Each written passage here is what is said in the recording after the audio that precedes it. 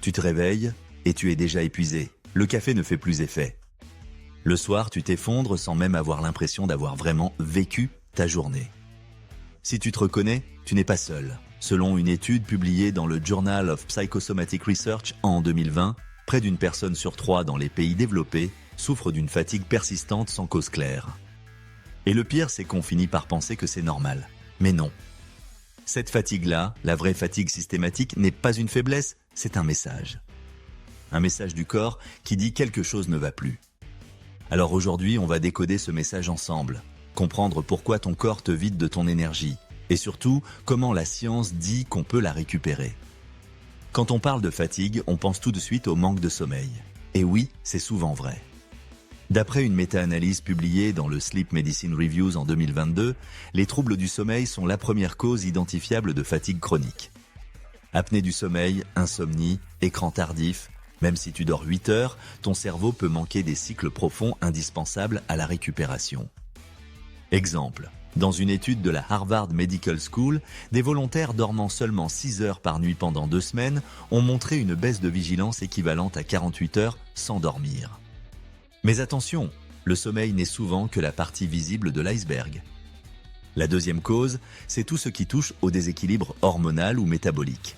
L'hypothyroïdie, par exemple, est un grand classique. La glande thyroïde ralentit, le métabolisme s'effondre et tout devient lourd. Une étude publiée dans The Lancet Diabetes and Endocrinology en 2019 montre que près de 5% des adultes souffrent d'un dysfonctionnement thyroïdien, souvent non diagnostiqué. Autre suspect, la carence en fer, en vitamine B12 ou en vitamine D. Ces micronutriments sont essentiels à la production d'énergie cellulaire. Le National Institutes of Health rappelle que la carence en fer est la cause la plus fréquente de fatigue chez la femme en âge de procréer. Et puis, il y a le stress chronique, cette fatigue invisible qui ne part jamais, même après un week-end. Quand le stress dure, le corps sécrète en continu du cortisol, l'hormone de survie. À court terme, elle nous aide. Mais à long terme, elle dérègle le sommeil, épuise le système immunitaire et draine littéralement notre énergie.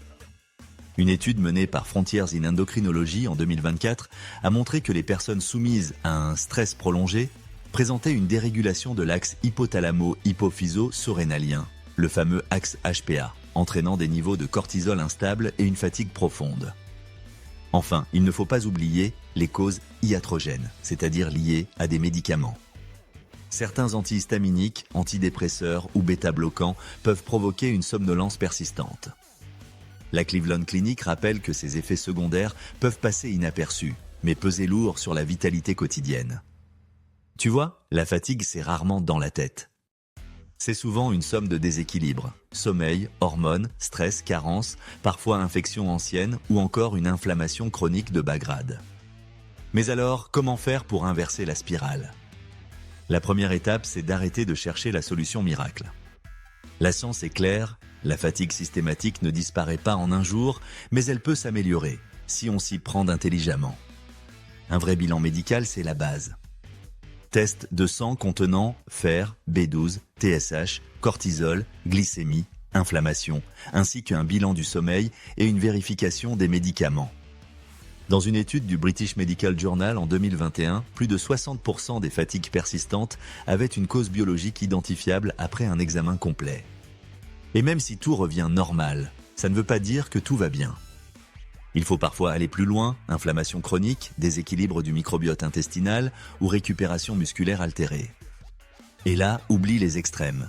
La recherche montre qu'un rythme de vie régulier, une alimentation équilibrée et une activité physique douce sont des leviers puissants. Une étude de l'Université de Géorgie en 2008 a révélé que 20 minutes d'exercice léger 3 fois par semaine suffisent à réduire la fatigue de 65% chez des adultes sédentaires. L'alimentation joue aussi un rôle clé. Le European Journal of Nutrition en 2022 a confirmé qu'un régime riche en fibres, oméga 3 et antioxydants améliorait la vitalité et réduit les marqueurs inflammatoires. Et surtout, le sommeil. Se coucher à une heure fixe, limiter les écrans, dormir dans l'obscurité totale, c'est simple mais incroyablement efficace. La fatigue, c'est aussi mental. Des études de Harvard Health Publishing ont montré que la méditation de pleine conscience, pratiquée 10 minutes par jour, réduit significativement la sensation de fatigue et augmente la concentration. Et pour les cas plus résistants, les thérapies cognitivo-comportementales aident à modifier la manière dont on perçoit et gère la fatigue. Selon une revue Cochrane en 2021, la TCC peut améliorer la qualité de vie et la capacité d'adaptation chez les personnes atteintes de fatigue chronique. Ce n'est pas psychologique, c'est neurobiologique. Le cerveau apprend à se réguler différemment. Et surtout, n'oublie pas, la clé, c'est le pacing. Apprendre à doser ton énergie. Alterner activité et repos avant d'être à bout. C'est ce que les chercheurs appellent le management énergétique adaptatif. Petit à petit, ton corps apprend à refaire confiance à son propre rythme. Ta fatigue ne te définit pas. Elle est un message, pas une identité. Le plus grand piège, c'est de croire que c'est normal d'être vidé tout le temps. Ce n'est pas normal. C'est fréquent, mais pas normal. Et la bonne nouvelle, c'est que la science avance. Les études sur la fatigue chronique, sur le rôle du microbiote, du stress oxydatif ou de l'inflammation des bas grades ouvrent des pistes réelles. Alors si cette vidéo t'a aidé à y voir plus clair, laisse un like, abonne-toi et partage-la à quelqu'un qui se sent épuisé. Parce qu'un jour, la fatigue, ce sera peut-être juste un souvenir. Et ce jour-là, tu comprendras que ce n'était pas toi qui étais faible. C'était ton corps qui te demandait enfin de l'écouter.